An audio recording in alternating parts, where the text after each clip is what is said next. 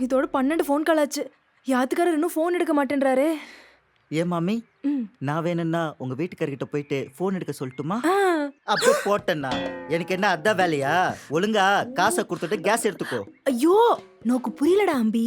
யாத்துக்காரர் ஃபோனை எடுத்தாதா நான் நோக்கு கொடுக்க வேண்டிய அமௌண்ட்டை ஜிபே பண்ண முடியும். ஐயய்ய, இதெல்லாம் வேலைக்கு ஆகாது. அவர் எப்ப ஃபோன் எடுக்குது, நீ எப்படி காசு தருது?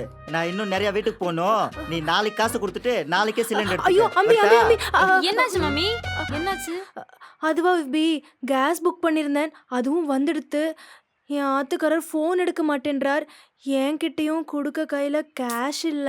என்ன மாமி? கேஸ் புக் பண்ணிருக்கீங்கன்னு தெரியும்ல. ஆத்திர அவசரத்துக்கு உங்க ஹஸ்பண்ட் கிட்ட இருந்து காசு வாங்கி வச்சிருக்கலாம்ல. அப்படி சொல்லுங்கம்மா. எவ்வளவு தரணும்? 960 ரூபாய்.